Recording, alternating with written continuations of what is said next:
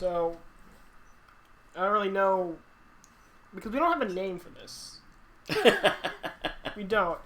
But so well, you were playing with a name. I was playing with a name and never came to it. Do you want to tell Grandpa what one of your name suggestions was? What was my name suggestion? I just remember that I wanted to somehow incorporate. It's like three generational, like the Three Generation podcast or something like that. It was like I wanted three generations to be involved in it because that's what it is. It's us. It's like three different generations discussing. What if you just called it 3Gen? 3Gen.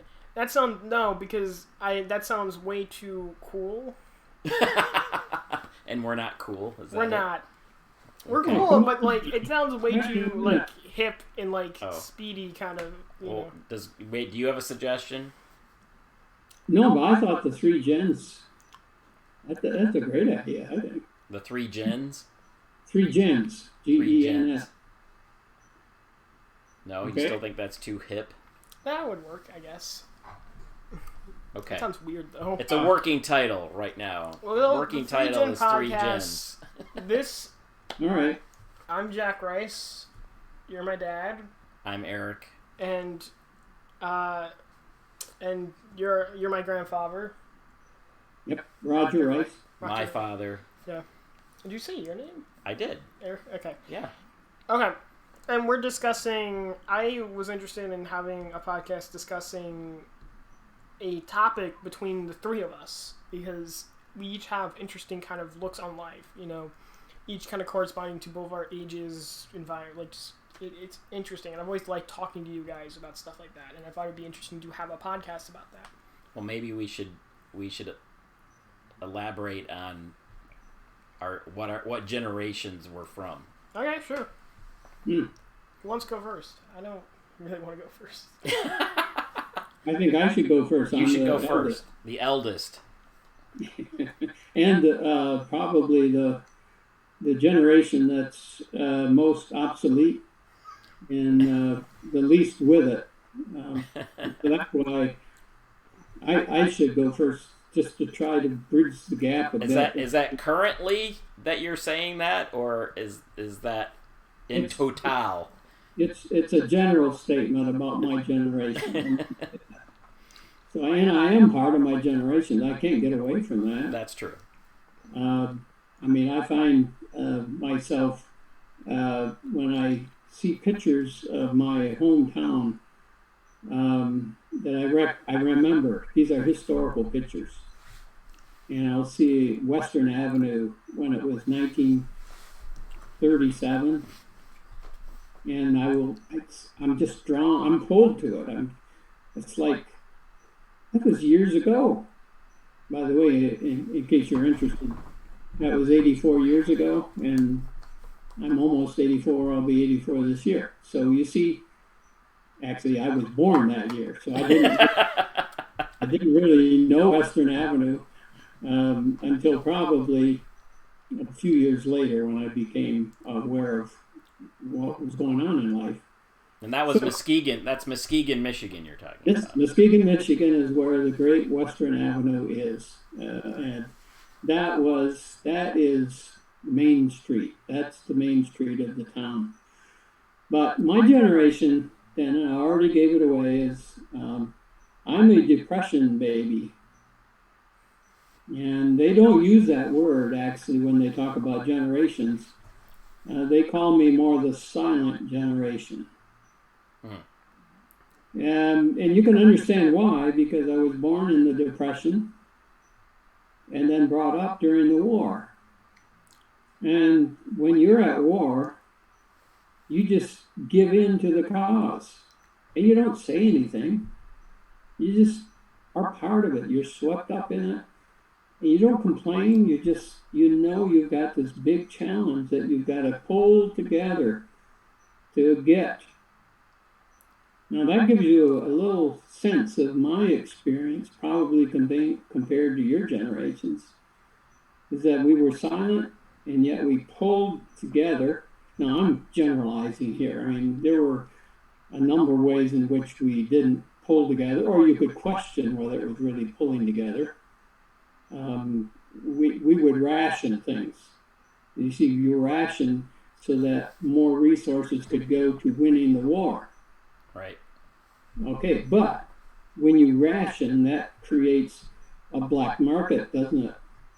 It creates a supply and demand system that actually goes against that challenge of being together. And so you used to be able to get things on the black market, and I don't know if you remember, but Grandma used to love to talk about her dad. Yep. Her dad would get a pig, Yep, a farmer, and that was a no-no. And they would slaughter the pig and use every piece of that pig. But buying that pig, you see, and using the pig for your own purposes was in a way going against the bigger challenge. So things weren't perfect. They were cheaters. There was still crime and so on. But overall, our culture said, hang together here. Come on, we can do it together. And we can get on top of this challenge. So silent, yes, because we were busy doing rather than talking. Okay? That's my generation, and it has its faults, but it does have some strengths. You want to go next? Sure. I mean, my generation is the coming out of the 60s, changing everything, right? The cultural tumult of the 60s that resulted in new technology, new fads, new everything. And that was the generation of the end of the millennium is coming, right? It was kind of that precipice of seeing the end of the millennium and heading into a new century. And so we were looking towards that with technology, computers, right? We're kind of the computer generation, or we're also referred to culturally as like the MTV generation, right? Where music and art and technology all came together in one place, and heading towards that new millennium, where the future we were all anticipating, maybe since our parents were anticipating from the 50s, and that would come to fruition. And I don't know, somewhere we got lost. So, I don't know. Maybe we got lost in the music videos. Probably did. And I don't know. Kind of rehashed. I think we end up rehashing things that nostalgia that we thought maybe we had gotten past. That we were the new generation, that the 60s had kind of dealt with these issues, and now we were the ones who had learned from those problems and were solving them, or had solved them, and we had kind of overcome them, and we could look to the new future that was coming, that was going to be bright. And somehow we kind of got lazy and just kind of stopped and just had fun instead. I don't really know how to describe my generation, because I always feel like I'm the most disconnected from it as a whole. Like, I guess the best would be like, it's the up and coming generation, right? Because I'm like Generation Z. Is it? Yeah, I don't really keep track of that stuff. No one does. Gen X, Gen Y, no one Gen does, Z. I think Gen Z, yeah. But like, it's the only thing I can really say is it's like the up and coming generation, and from my point of view, they're all just delinquents who have no idea what's going on. And but that just kind of is my negative impression of the people around me. More than anything. Are you saying like they have the power of They information they have at their fingertips, it's like they have the and world, yet are completely clueless? Yeah, they have the world at their fingertips. They have infinite possibilities, and most of them have no idea what's going on. And if you told them anything, they would just believe it was true.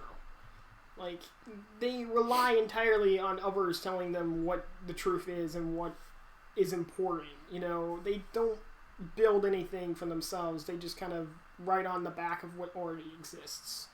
That's just my opinion. Like, I feel like it's a very just kind of... That's just my poor interpretation of my generation as a whole, you know. Of course, that's all you can do is tell your part and your view of I mean, the generation is a lot of people, so of course you can't be the whole generation. But also, my generation is still young. Like, you know, like most, like, just barely, like, some of them have just barely gotten out of, like, college and stuff like that. Right. Like, they haven't really gotten the opportunity to build anything.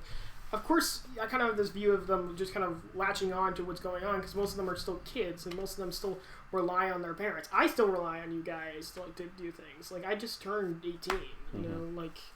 I still, you know, like, I still hold, like, am reliant on other people and other things to kind of propel me forward.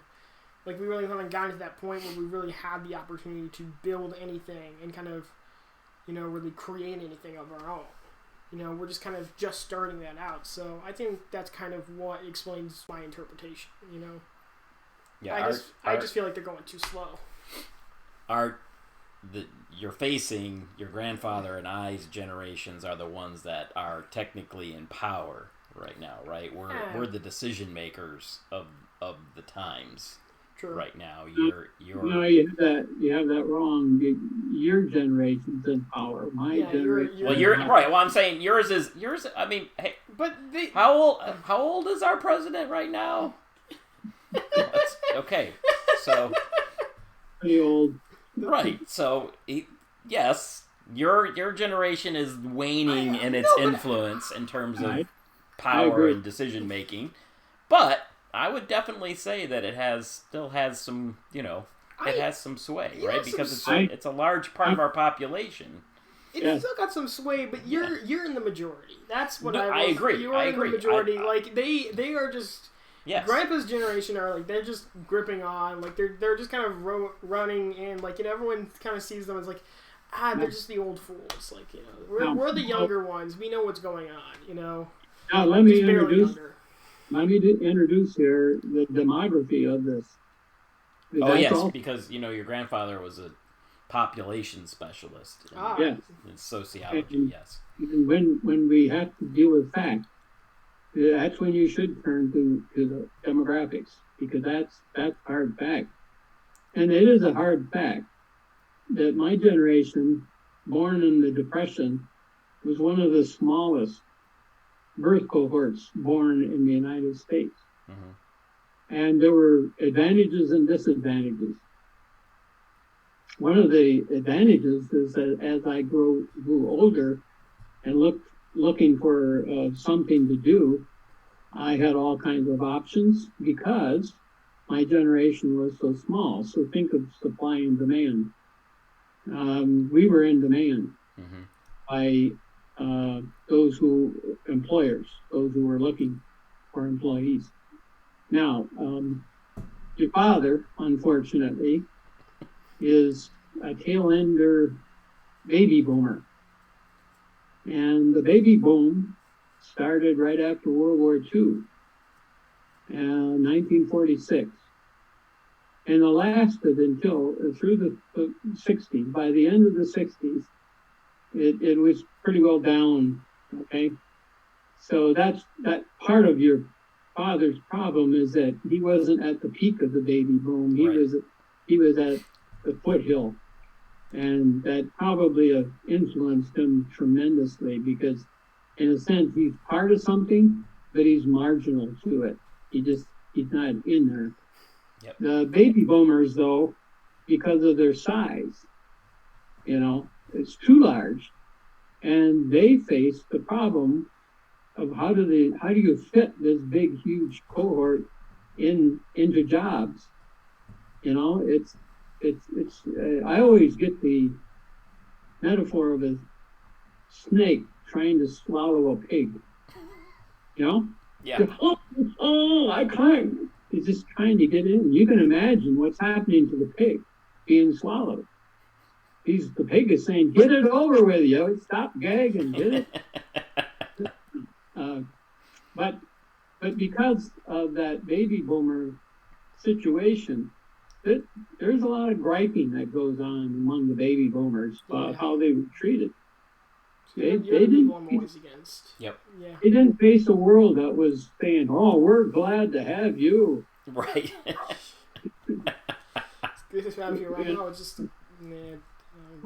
You faced a situation where what are we going to do with you? That was the attitude. What are we going to do with you? So it wasn't a welcoming situation, and so anyway, it was tough. I do. Would you describe that as how you felt? Unwanted? Yes. by the world. They wanted our money. Well, who doesn't want your money? But you mean... Well, by the time you came along, Eric, what generation does the world not want your money? Even if you go back, the cohort was slimmed down quite a bit. It was going down to where it just steady, even off a bit, and waiting for the next baby boom echo, which wasn't.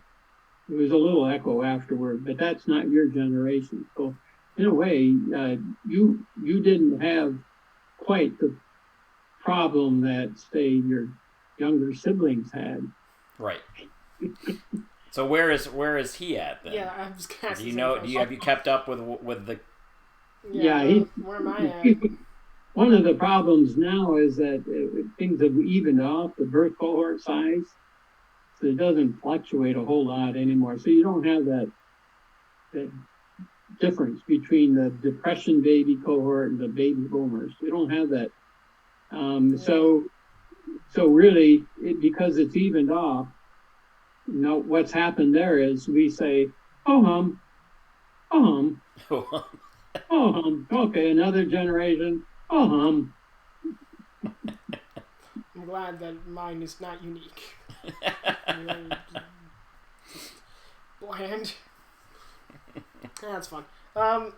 So I guess we should, now that we've talked about our generations, we should probably move on to the topic, which was why are we so extremely divided? Why are we divided kind of in in the modern day? Why are we so divided today?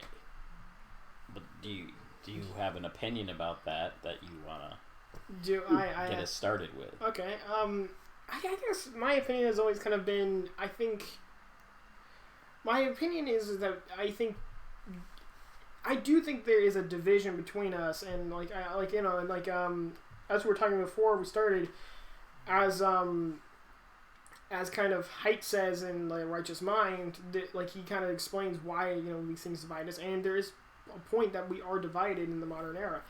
But I kind of wonder how much, I feel like a lot of times when people talk about that division, they kind of take this side of almost, what divides us is our opponent. The people who are against us are dividing us. They're the ones who are taking things too far. They're the ones going too far. And it's always kind of we're the middle. Everyone else is going in that direction. And they're the problem of why we're divided. And I've never liked that interpretation. I also don't like it when because I don't think that's true. I feel like all sides are going further. We're basically, you were talking about bridges. It's like we're all kind of, wandering away from that bridge. We're all kind of moving away from any kind of centrality. And we're just kind of moving from the distance. Kind of going our own direction and not really caring what our opponents are or what they think. They're our opponents. They're the ones who are causing all the bad things to happen, and that's what's causing our divisions in somewhat. We've created our opponents to be our enemies, in my opinion. We've increased that amount of who's our enemies. I also don't but I also feel like I think that's true. And there definitely is something that needs to be done about that, but I also feel like a lot of times when we talk about solutions, like, uniting together, it feels more like what we're trying to do is to throw a new enemy, make a new enemy for us all to kind of gather behind, instead of, which isn't going to last. Once the enemy's gone, or once we kind of realize, we're against each other again, we're just going to separate again. And it's, how do we exist when we're against each other, And that's kind of what I've always been wondering, How do we kind of coexist? How do we build a bridge, even when we're going to fight over that bridge, So do you see the divide in any general terms? Like, is it generational, like we were talking about our different generations? Is it I would say it's generational. Is it like, belief system? Is it it's political mainly? Like what? Well, I know what most is it of it mainly. My I don't know. I think there is a lot that divides us. Like, there's a lot of different things that have created division, and it's interesting because there is, like, in the past, I view things through the political lens because that's where I know most of the division from. Mm-hmm. I'm very politically focused. That's where I learn most of the stuff. That's what Haidt kind of talks about a lot, or at least in, like, Connolly American Mind, he talks a lot about politics. How people are politically divided. I do think younger generations are kind of one of the big kind of creators of this. Younger generations are the more radical and more extreme people with, like, often in, the younger generations are often the ones who are more radical, more extreme than their older counterparts. They're young, they're brash. They want things to change overall, and so they take these extreme ideologies. And as kind of Haidt talks about in the Connolly American Mind, our institutions are teaching them these, kind of to follow these untruths. Things like, follow your feelings. The world is good people versus bad people, and what's the last one? And it's to always avoid pain, like always avoid being suffering. Always avoid suffering. So we create these kind of groups where there's built into these untruths, and so now this is separating. So the younger generations are basically in conflict with each other. The youngers are fighting against each other, and so they're basically dragging the world in these two, and at least in the political, like, you got the younger generations are dragging the others in different directions, and a lot of this is also influenced by the internet. Like, I'm kind of an example of this. What did you say? Like, I'm pretty extreme, like, for someone. Like, I'm kind of a hardcore libertarian. And I've taken my own. I've always tried to kind of take my own direction, but it is still an extreme direction. Like, I'm probably more extreme. I have more extreme thoughts than, like, you or Grandpa, and part of that's just being young. Like, like, it's that rebel youth kind of thing. But in the modern era, because of how the internet interacts with people and the connections and the information they have, these movements aren't just a bunch of young people kind of getting together and doing nothing, right? Now we have these cohorts of young people kind of going, we can do something. We can work together, and we can get whatever we're trying to pass done. We can do all these things, And so I think, that interaction, that connection that creates is kind of creates, all these people who are, extreme are able to kind of both spread their extremism to other people, and then also take that, and those extreme younger people can gather together and make a movement. They can stop things from happening. They can control kind of what's going on. They can make their own movements, and they can kind of, manipulate. Connolly American Mind, an example of that is, like, in Connolly American Mind, they talk a lot about how, like, people on college campuses will stop speakers from speaking because, they'll basically get together and they'll stop a speaker from speaking because they don't like what that speaker has to say. And they because their connection, because they can now interact with each other on this vast, all these, people can connect to each other.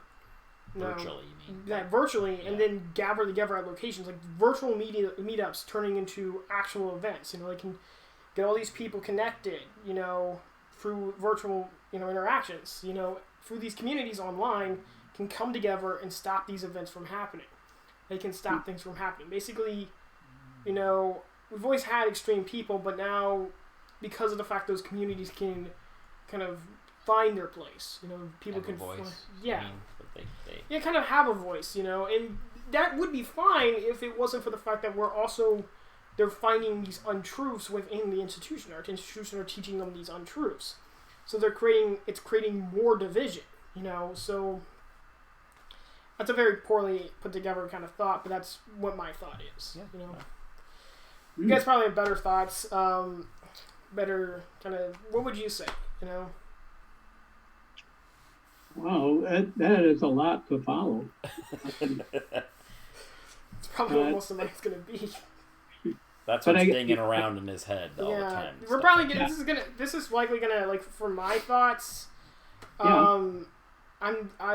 probably gonna get better as we go, because I'm gonna actually be able to connect things in my brain. Yep. So I think I think a lot of the division, like, is younger people. A lot of the more extreme events that have happened in our recent years, I think, are due to younger people within, like, the younger generations, because because they've kind of gotten on the internet and they kind of found these groups.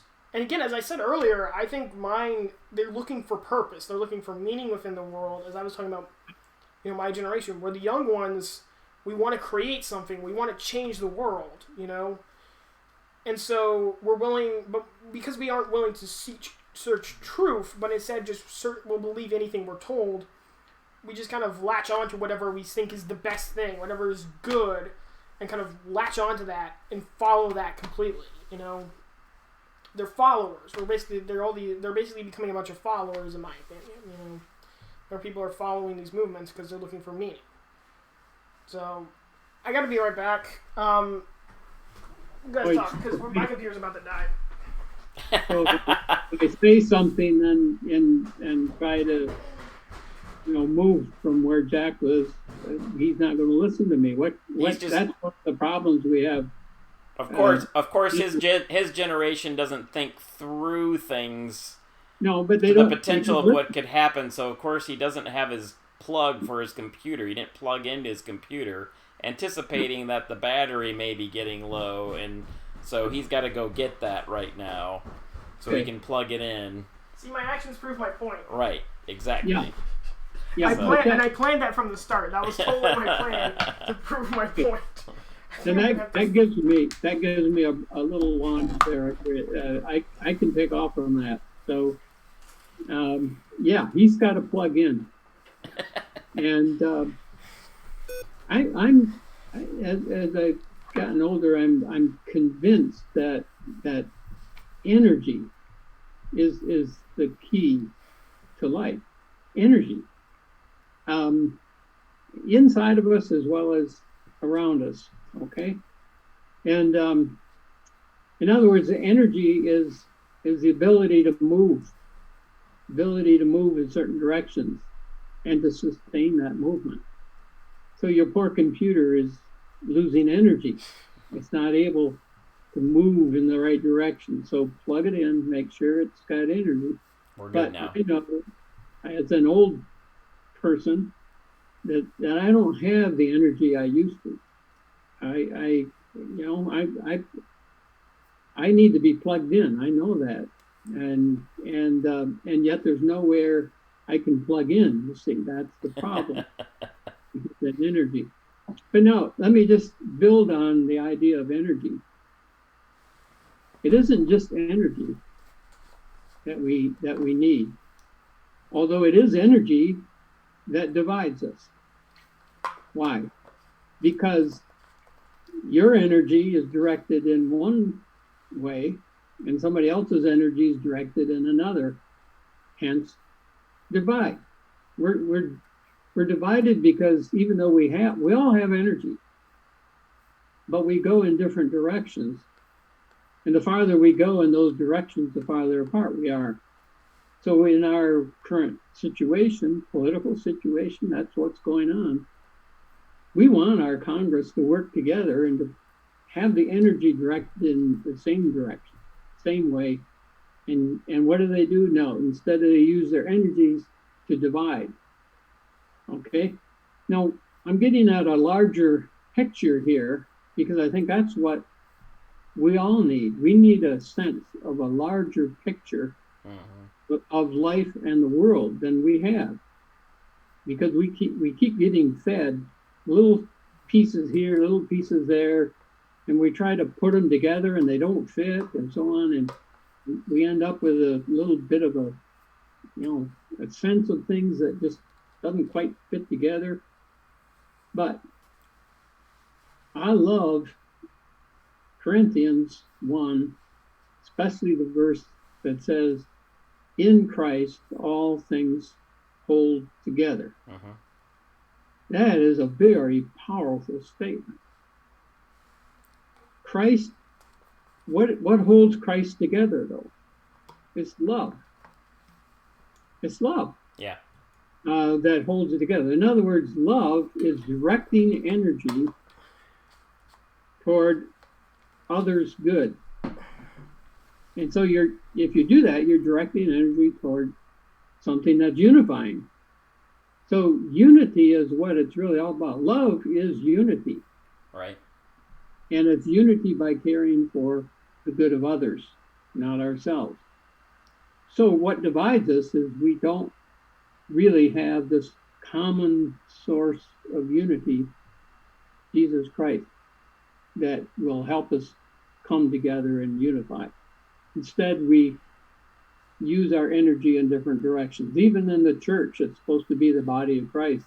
Yeah. We're divided. And unfortunately, what I have to say in terms of, that's the bigger picture. But the sad news is we can't get there. Yeah, like the we're not going to get there. Not on our own, no. No. Definitely not. All we can do is, if we really take seriously that in Christ all things hold together, is to do our little part to unify. And that is through love, through the concern for the good of the other. And the little kind acts, the little acts of unity that we do is really heading in that direction, although it never will achieve it. So the fact that we're doing this podcast and we have 3 generations trying to talk to each other, that's a good thing. Yeah, but we have that inherent connection. Like, we're all family, like, and Yeah, that's not always true, because there are people who have family. We're not totally connected, and nor are our energies directed in the same. No, we're definitely got different energies, like, and like both on level, like different levels and different like positions. Like, that's part of why I made this, was because that's the thing, is I this is kind of, our conversation itself is kind of an exemplar, is kind of a representation, right? Like, I even pointed out, like, I'm a pretty extreme person. Like, I'm not that like I at least compared to you guys, like, I'm a pretty extreme person. And I think that's the thing, is like my feelings towards it is always, we're gonna be in conflict with each other. Humanity itself is going to, always be in conflict with itself, as long, and at least, like, that's the fall of man. Yeah, as the fall of man. Like, as long as man is alive, he will always be in conflict with himself. And even in our understanding, like we talked about the church, even in the church, like, we find conflict with each other, like, there are different sects of Christianity, and everyone has a different kind of belief of, like, what it's all about, like, what, what's the right way to worship, what's the right way to worship, what's the right way to do things. Everyone's got these divisions between each other. And I guess my thing is I'm always been looking for, how do we fight each other at the same time not hate each other, I guess. I think that's kind of what I've always been interested in, because I feel like, trying to stop everyone from the two, because I feel like most of the time what we talk about is, we either talk about how, we either need to just stop fighting each other, we just need to stop fighting, everyone just needs to stop fighting, which I think is impossible to happen, at least here on Earth, like, it's impossible to stop everyone from fighting, or we need to focus all our energy on fighting someone else, which I think is not really, is just a kind of bandage solution, it just kind of, and that could even be worse, because, like, what happens when everyone gets together and we focus on an enemy, but that's someone who doesn't deserve to be, attacked, or doesn't deserve, for us to fight them, like, what if instead of just having our individual conflicts of us versus them, kind of, and I guess this kind of comes back to my point. I always brought up the point of like how one of the main untruths I talk a lot about is the untruth from Haidt's kind of the American mind is the untruth of good people versus evil people, and I think that's very central. One of the main flaws of the young people is that they see those who oppose them as evil. It's good to have conflicts, but if you can't come to if you're going, when you, let's take this, right? We're all here as family. We don't hate each other. We disagree, and we're willing to fight fight against each other, willing to take that combat and kind of face each other. But we're able to leave that, and maybe that'll change us. Maybe and still love. And still love. Saying, right? And I think that's the point, is how do you love someone when you're going to fight them, Yeah, right. And that's kind of what we've lost, I feel like, is, in the past. And when we have that basic connection, we're able to do that. But I think a lot of times we kind of expect that when we have someone we love, that we're not going to fight them. We're not going to face them in conflict. It's just going to be perfect, or we're just going to have a perfect harmony with them. That's not true. We're going to face each other in conflict, even if we have deep love, or whether we really care about each other. Sometimes you have to do that. I think what's important is being able to face each other without hating each other, and face each other in conflicts, even in love. It kind of brings me back to the untruth of suffering, like avoiding all suffering. Part of the reason that we don't want to face each other is we don't want to hurt each other. We feel the pain as those we fight, if we love them. But that's the thing, is I think that's important too. If you're always going to fight people who, fighting people who you don't care about is easy. When everyone is evil, it's easy to fight them. When you see them as another human being, or even worse, like if you see them, because you never have to agree or never have to accept that they might be right about something. Yeah, that creates that's both painful for them and you at the same time. But in that pain, there's a change that can happen. There's something that can change between you. You're both having to. The reason that they talk about not suffering is because oftentimes when we suffer, oftentimes when we have to face a pain, there is strength to be found. Like, they give the example of people who suffer from PTSD. There's a thing of, in order for them to overcome that, they can't just avoid the trauma that they've suffered. They actually have to face it on, And they talk about how, because one of them is they've talked to people and they say you shouldn't give pain medication or anything to these people who suffer from PTSD, because they're not going to grow. They're not going to be able to get past this. They're always going to suffer. So if they're you just managing it, basically. Yeah, if you're just managing pain, you're not going to get anywhere. You need to kind of face the suffering in order to go beyond it, basically. And I feel like that's one of those two truths are kind of some of the main important ones. We have to face those pains and that suffering and those conflicts with each other, and we have to not see those people as evil so that we don't have to face the pain as well. We have to face it as brothers and sisters, as as family. People always talk about how when they go to Thanksgiving, I always on the internet, or even between us, there's always a joke of when you go to Thanksgiving, everyone talks about these political conflicts with each other. It's and I guess my thing is, I always feel like a lot of times when we talk about these things, people are just well, just don't talk about it. Just don't talk about politics, don't talk about these things when you're going to Thanksgiving. I'm that shouldn't be what we should be doing. It's just that we shouldn't be going to these things and just being that's all that matters is the politic debate. We should be able to just do that and be here's what my opinion is. We should discuss this. It is a time when we get to see everyone in our family and we get to have those conflicts, with each other. But it's important to go through them. Yeah. But part of the problem is there is a truth to the fact that when people get together in those scenarios, they aren't facing each other in love. We're oftentimes getting angry with each other and just wanting to bash your family members in with we're right, we're correct here. It's that's not what we should be doing. That my thing's a little too, I would say, idealistic and kind of expecting more from people, but I think that is something I think it's something that is more achievable than trying to not conflict with each other at all, or at least better than trying not to conflict with each other at all. something we should try and do.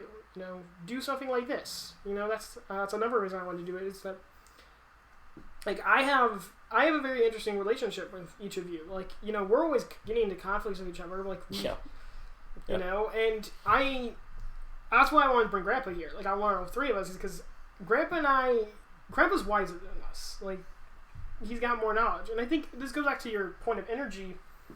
I have a lot of energy, right? And I think a lot of younger people have a lot of energy, but they don't have the reasoning. They don't think things through. You know, they have all that energy and they want to do something, but they don't think it through. They aren't trying to find anything, and a lot of that energy just gets wasted in the first thing that they find, some kind of like, this is the thing I can put my energy into. You know, they just kind of push themselves into that. You know, politics is just something they can just throw themselves into and just kind of obsess over.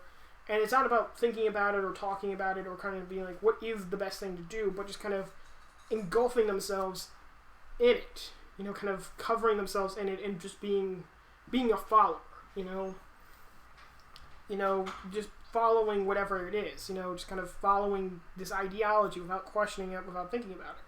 I'm lucky because I did the same thing as those people. Like, I did the same thing. I only got lucky because the people who, like, I threw myself in with talked about how, you know, we should discuss these differences and how we should, you know, debate, and that they were debating with each other already. The older people within those groups were already debating with each other. So I got into the debate and I was able to kind of learn more.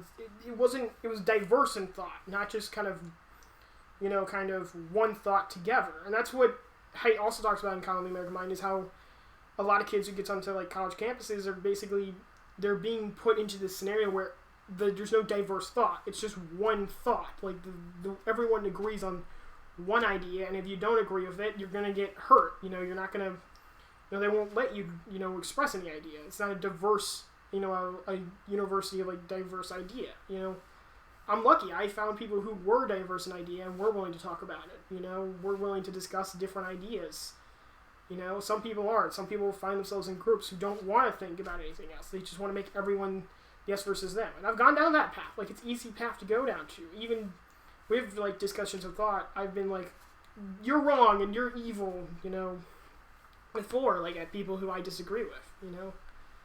I think more of it's, like, calling people stupid, you know.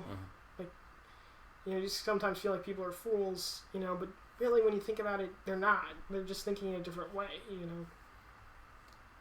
That was a lot for me to say. Does anyone have anything? Well, we just, you know, the sermon we just had in church just this past Sunday was on the Sermon on the Mount, and it was the verses on basically the Beatitudes, elaborating on thou shalt not kill, right? The section where Jesus is elaborating on this idea of thou shalt not kill, and how, you know, he expands it to not just, you shouldn't just kill your neighbor, you know, it's wrong to kill your neighbor, but it's also, it's the same thing when you actually say, you fool, to your, you know, that you are calling somebody foolish, or you are, you wish ill upon, you know, you talked about things, or the way that they're thinking, and that and the idea is that, you know, the feelings of anger is not what's wrong. That's not the sin. Isn't the feelings of anger. I mean, even God gets angry. The problem is how we manage, how we use that anger against others. Call it energy. Yeah, like anger. Anger is energy directed at. If it's directed at harming people, then that's not good. If it's directed at the good of people, that's another matter, right? Yep. Anger is the energy built out of the negatives of ourselves, like the things that we're not. Like, I get angry at a lot of things, you know, like, you know, it's an important thing, because sometimes you need to get angry at yourself, or, you know, you need to get angry at something that's wrong so that you can have that kind of push in confidence or push to do something about it, but it can be misguided as well, like it's something where if you're always led by your anger, you're likely going to fall into you're probably going to be misled more easily. It's something where it's better as something to jumpstart your energy more than it is to kind of be the only thing that pushes you forward. What I wonder sometimes though, how much anger that is the kind of anger you're talking about, human anger, you often directed at another person, is really a projection of the pain inside of us. Mm-hmm. Yeah. It may result in hating somebody or thinking evil or bad of them, but it may have come from inside of us and the anger inside of ourselves. So maybe what we've got to do is to learn to look inside of ourselves. If we're hating somebody else, maybe the first thing we've got to do is to look inside and see if there's hate in there, directed you actually at yourself. It could be a fear you have. Mm-hmm. Yeah. Anger and fear are very closely related, yes. Yeah, and so you're scapegoating, you're throwing that out and directing it at somebody else instead of yourself. And they all go back to the central issue of control. Yeah. Right? Yeah. Because as a fallen human being, I want to be in control. I want to be God, and I want to control my situation. I want to be able to be in control.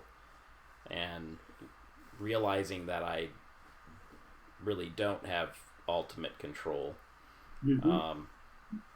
Yeah. is what brings up the fear, the anger, and the fear. Yep.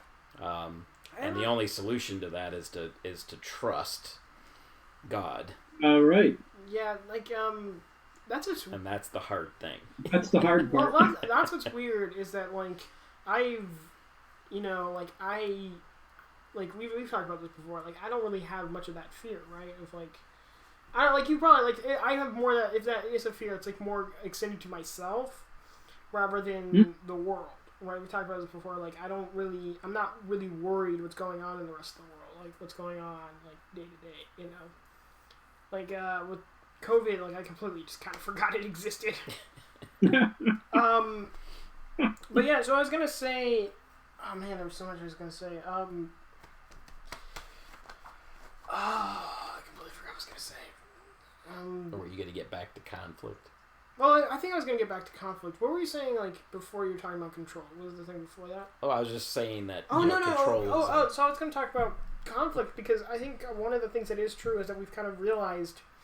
I think a lot of people in the modern era kind of realize that fact of hate creates that it's wrong to hate or I think it's an extension of it's wrong to kill and we've kind of created this thing of it's wrong to it's wrong to hate as well. It's wrong to have these kind of it's wrong to kind of have these these stronger emotions. I think the main thing is we talked about why is it wrong to kill? And I think part of that and why it's wrong to hate is at the same time, or why it's wrong to see your neighbor as your enemy, is because there's no connection between you, right? But I think the problem is if we got to this point where we don't do those things, but we're afraid also of conflict. This is my other point, is we're afraid, because conflict can breed hate, right? Yeah. But the thing is that we have to be in conflict with each other, in order to grow, in order to kind of, have that connection. So connection is not only built out of having, it's not only built out of it's not only built out of not hating the person that you're in conflict with, but is having that conflict in the first place, And so we've created this problem where people go, well, I don't want to hate my neighbor. I don't want to hurt anyone, so I'm just going to remove myself from it all.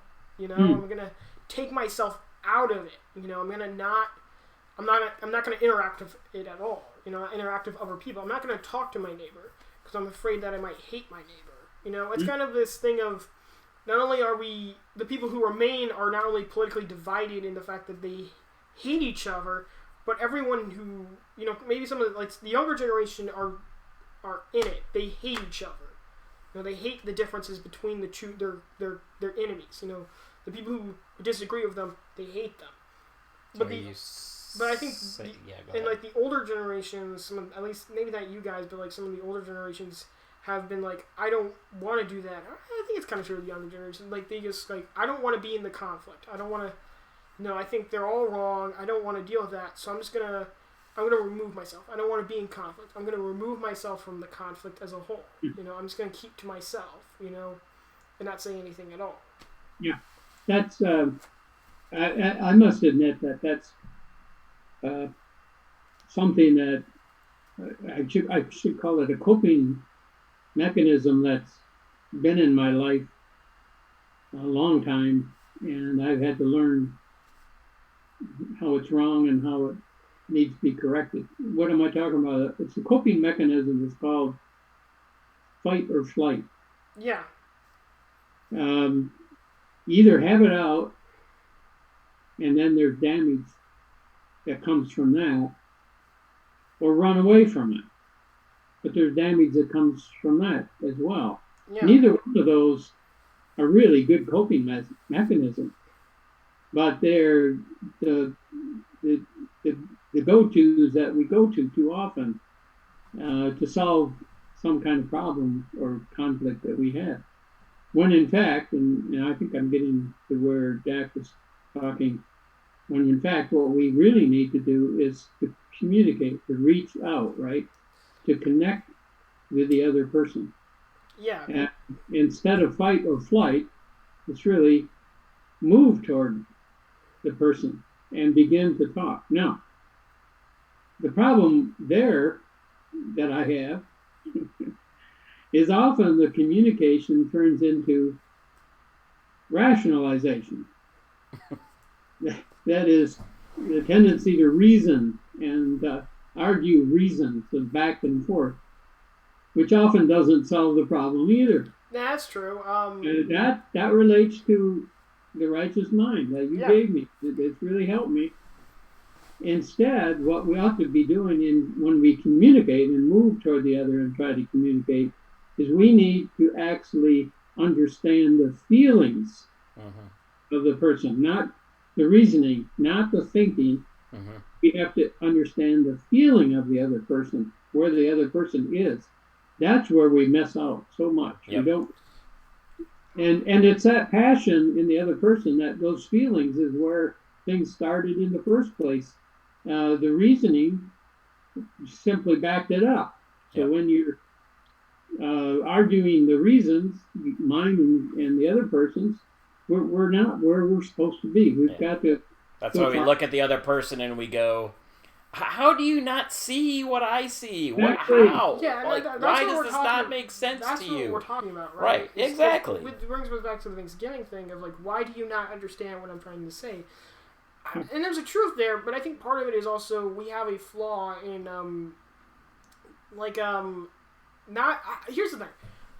There's a flaw not only in us not understanding each other, but there's a flaw in the fact that we're not willing to show who we are to each other, right? Yep. It's not just an interaction where the person kind of, when we come together, we have a tendency to hide, where we are. Because we don't want to show weakness. Yeah. What's funny about that is that we don't want to show weakness, and so we get mad and start yelling at each other. That's why whenever... Yeah. Not revealing yourself is a form of fight. Yeah. Yeah, in a way, it's denial. You're denying something, or you're keeping something out of it. That is a form of fight, and it doesn't work. You're right. What about standing? That's kind of one of those things, right? Like, I don't know, like, because because one of the things is whenever we get into conversation, and I don't really know if this really works. Well, I think that's what he's saying. He's saying standing is communicating, right? Like, you're not aggressing. Yeah, or regressing, you're standing and communicating. Whenever we get into conversations, or like when the family kind of gets into conversations, I'll often just kind of I try to keep myself calm and just kind of portray what I'm trying to say, and not try to overly aggress. I'm not trying to change. I'm just kind of expressing what I believe almost, you know, and just kind of like you know, instead of being like this is what I believe, you need to believe it, kind of shoving it on you. Right. I'm taking it and just kind of like, this is what I believe. You know, what do you think about that? You know, and that's a lot of, because part of that's also true is that I'm more interested in what you guys think, because I don't really, you know, always understand what your, you know, kind of thought process is. You know, and sometimes I think that's wrong. You know, we disagree on things. Like sometimes I think, you know, what you're saying is wrong. You know, but I try not to let that go to a point of hurting our relationship. Right. I try to hold back. You know. It can be hard sometimes. Yeah, and again, it's that point of, you know. But here's the thing: is that's different, because like there's a difference between that communication. Because what I'm talking about, and I think there's some truth to what Grandpa was talking about, but what I'm talking about more is something where we already have that connection. You know, we already kind of understand how we feel, because again, we're family. We're talking about the scenario in which we already have a connection and passion, or a connection to one another. Mm-hmm. We don't need something to stop us from seeing each other as enemies. You know, we do, but like there is some of a base connection there. You know, yes. When it comes to other people, so like it's one of those things. Like if two people come up to each other and you go to your neighbor and you just start talking about like something that's divisive, you know, like you start talking about like politics or something, it's like you're not going to do anything. You're just going to get mad at each other, you know. Like again, you talk about passion.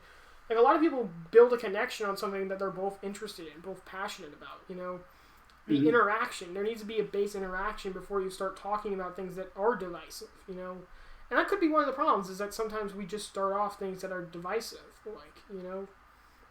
What's interesting is how, this might be a little off topic, but it's interesting how politics is divisive, but I always try to talk to people like about philosophy more. You know, I feel like philosophy is often less divisive because it doesn't feel like, and it is less divisive because we have less side on it. Some people don't really understand what they believe or like how they perceive the world as a whole. I guess worldview might be a better expression. You know, yeah, that would be worldview. Like asking people what their worldview is, because it's a more generalized tone, and it's more, you know, it's more understanding how you see the world, instead of trying to kind of get to this point of what are your beliefs on like this political scale where we all have taken these sides, you know. And that's not, and part of that's because one, that's not really interesting to me. I don't really care where people take on the political scale.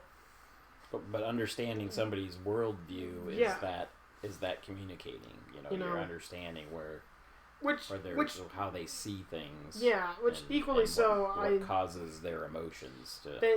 That's more of a recent thing. I've always tried to do that, but like I've more kind of understood that more recently. Like in the past I wouldn't really do that, you know.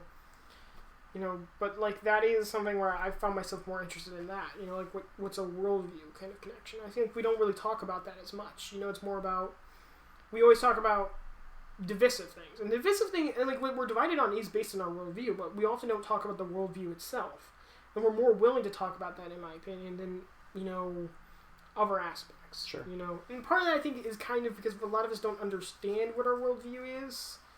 You know, so it's like if someone doesn't understand something, they're more open to you telling and explaining it to them than if they understand it, in which they're more likely, I take it on my side, I understand who I am, this is my position, and then you have this fight against each other, you know. And this is the thing, this is probably, you know, and it is interesting kind of, because I do get where Grandpa kind of has a difference between, because we talked about this before, Grandpa, because I've always kind of viewed a lot of what life is as a interconnected group of conflicts with each other, battles between each other. And my thing is always trying to find, how do we fight each other and still remain connected? You know, how do we not fight each other and yet not kill each other? How do we conflict with each other, you know, and still stay connected, right? Mm-hmm. You know, we don't kill like, if you're in a conflict where, you know, like, you're killing each other, there has to be a reason to do it. You know, you can't, because you're losing that connection to that other person, at least in some degree. You know, so... Yeah. You know, like, there's, I think, I don't remember, there's some study, but it shows, it kind of shows how when, like, men fight, or, like, you know, like, when boys fight, you know, there's a high chance that if two young boys fight each other, that they will come out of that friends. They'll come out of that connected because there's a bonding moment in that conflict. Like when they fight each other, there is bonding within that fight itself. And I feel like a lot of times in the modern era, we don't really see that anymore. We see conflict as purely a negative. Anytime we interact with conflict, it is a negative. And the thing is that we have to interact with conflict. Now, and again, that goes like the heights thing, like, and he talked about this, is like, that doesn't mean that we should interact with conflict all the time, and we should always be trying to get into fights with each other. Like, height brings us up. Like, it's suffering, right? Like, suffering can help you grow, but you have to understand what suffering is going to actually help you grow, and what suffering is just mindlessly hurting yourself for no reason, I'm trying to make friends with you. Don't you understand? Trying to beat it in your head. Yeah. I'm doing you good. Doing you good. Yeah, we'll be much better friends at the end. Yeah. Yeah, no, that's not really how you should go about. It does usually need to have some kind of, like, there needs to be a reason that you fought in the first place. Like, but it's that fact that you they have this kind of, like, conflict to each other, and then they kind of get, get forced apart and kind of have that connection to each other where it's like, okay, so we fought over this. Why did we fight over this in the first place? I don't know. I didn't really read that, but yeah, it's an interesting observation there, Jack, about fighting and bonding, rather than hurting each other. You bond. And I might just share a life story. Those are always good. A lifelong friend that I met when I was in 6th grade. Okay, and when we lived out in the country in Muskegon, way south of Bona Lake, on Heil Road,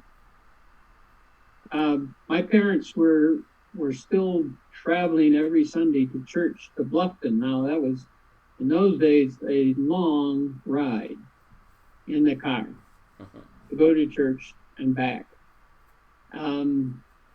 It's, to me, in 6th grade, it seemed like forever. And what kind of car was it? Do you know? Yeah, it was a Chevrolet 48 blue.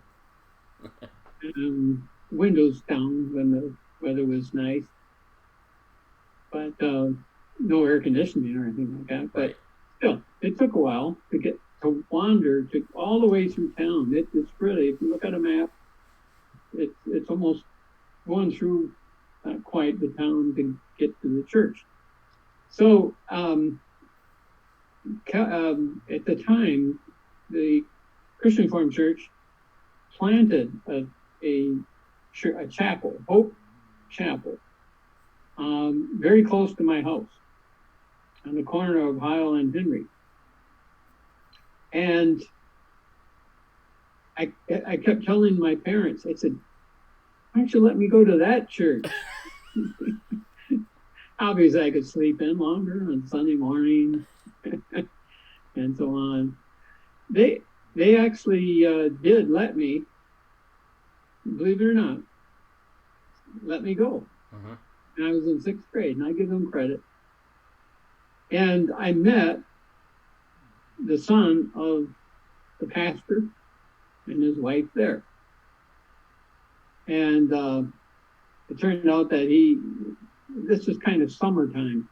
And I think that's maybe why my folks said, it's fine, you're out of school and so on. So I could walk there. And I became friends of this guy. Gary Vanderarp was my same age. Thing is that he's a tall guy. Yep. I encountered a lot of tall guys in my life. But we became good friends. We'd go to church, sit there, and so on. And I'd come down and walk to his house to get together and do things. But I remember this one time. Gary loved the physical wrestling, and I didn't, because he's bigger than me. Right. But I remember so well this one time we got into this wrestling match over, I don't know what it was. It just, we wrestled and wrestled. And in a way, we came out equals, you know. And this is what I think happened.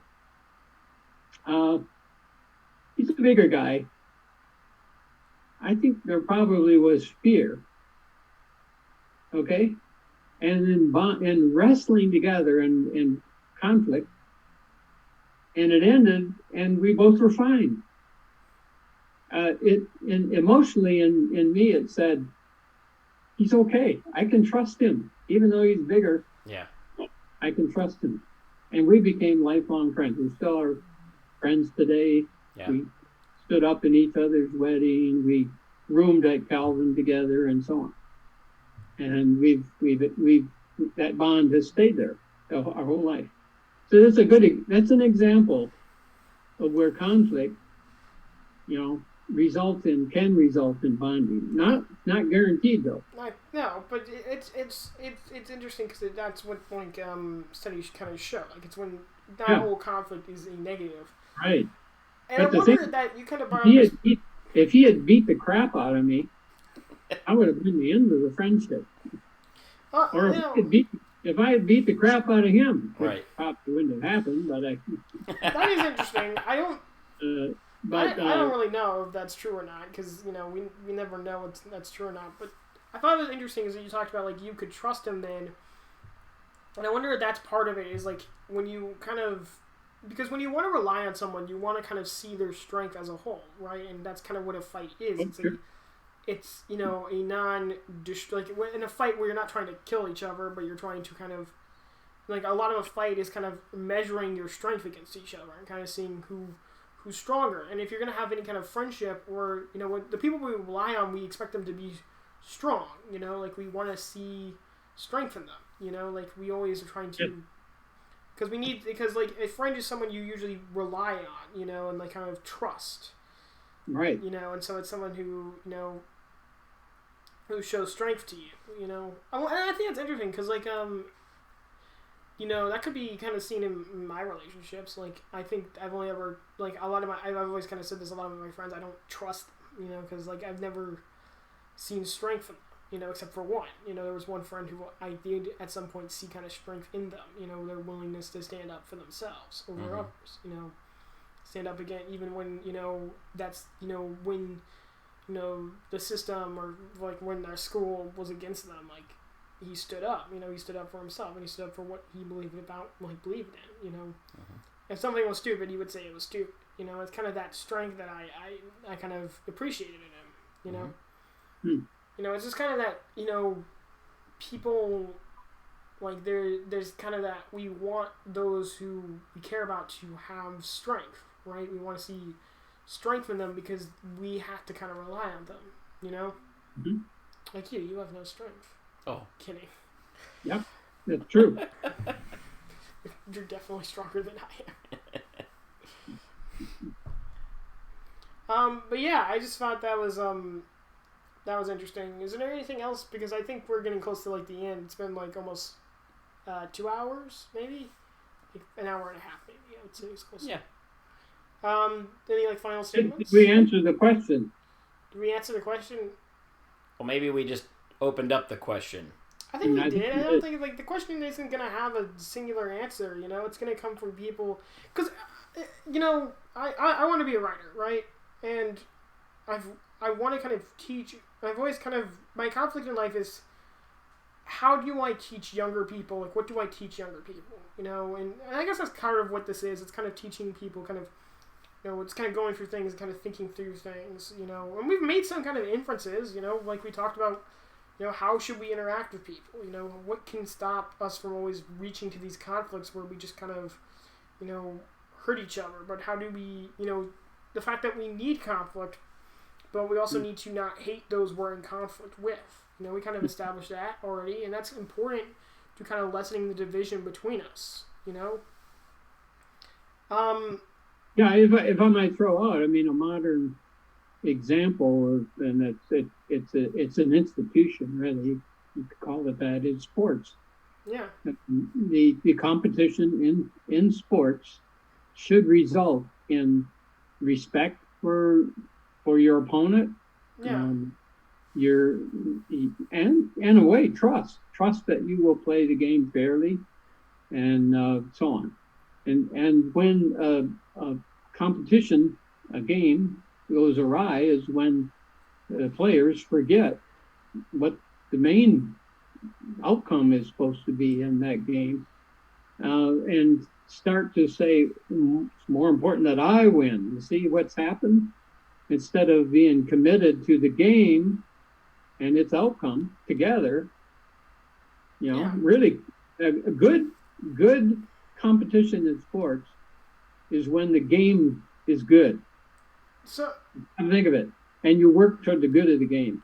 But when it breaks down is when people in the game choose not that goal, but choose to work toward something else, like my team wins, or that kind of thing. So I think sports competition is a pretty good example of what you're talking about. Yeah, and I think that there's something in there that kind of is true. Like when I hear a lot about like unsportsmen, I think this kind of points out kind of the problem that we're kind of running into, and kind of what the difficult thing is that we talked a lot about kind of individual conflicts, and those are a lot easier to kind of kind of easier to deal with, right? You often hear more about unsportsmanshipness and like unsportsmanly behavior, and like a lot more of like teaching kids to be like sportsmanship in more team-based sports, where like I never really hear that kind of contact around like something like wrestling or boxing or anything. You don't really hear that as much because again it goes back to that point of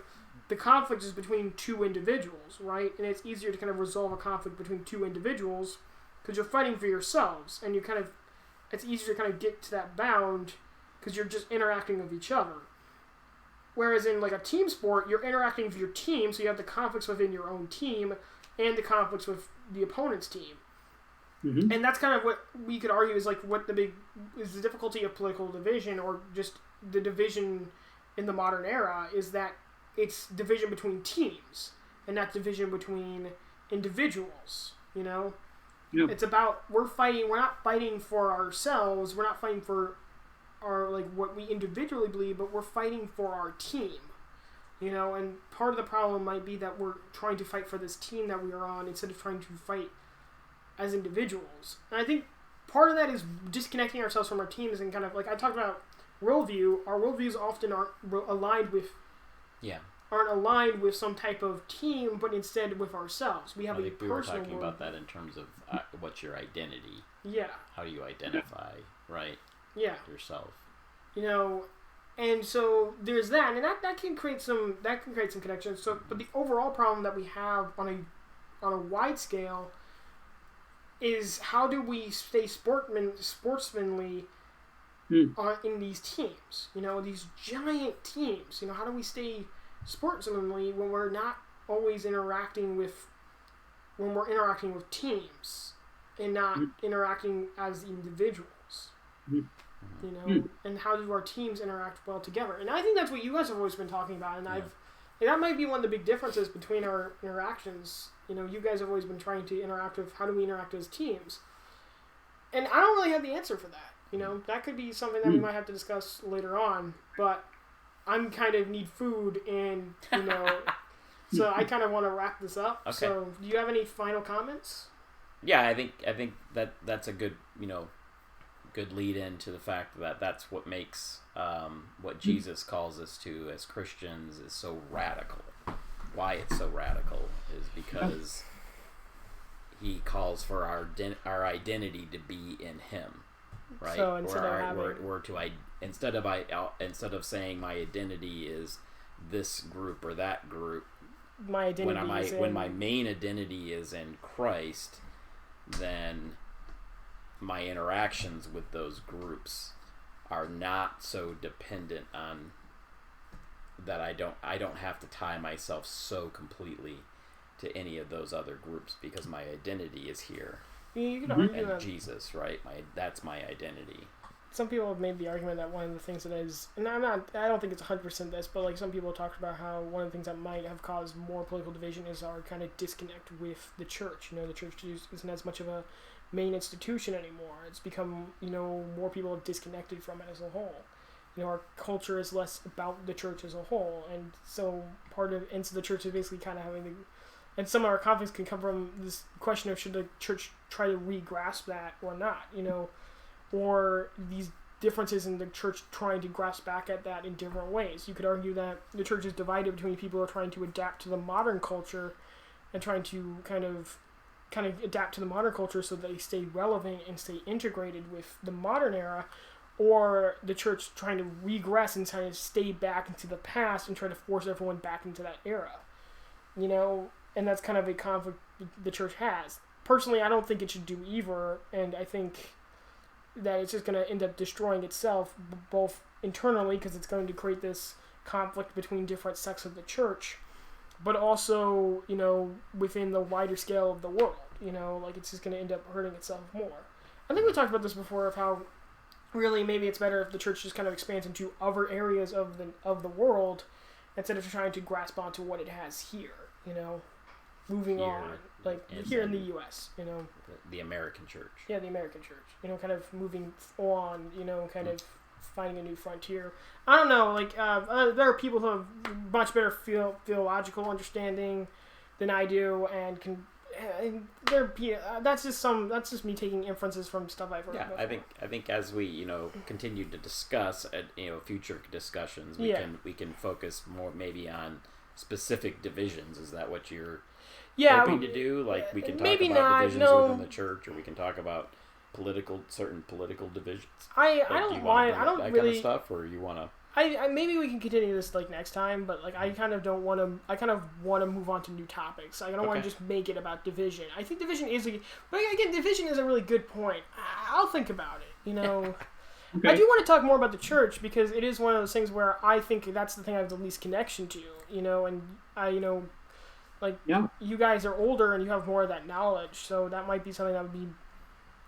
I'd be more interested in kind of learning about from you guys. Okay. Kind of your opinions and division could be the thing that leads us into that. Grandpa, you have any final thoughts? Yeah, this observation that I made, how you think ahead of time for something like this, and you say, "Oh, this might be a good approach. I might try this, and might think this way, or might share this." And no, I'm too young for that. No, maybe you didn't do it, but being from the silent generation, I would thought that's how you do things. You plan ahead.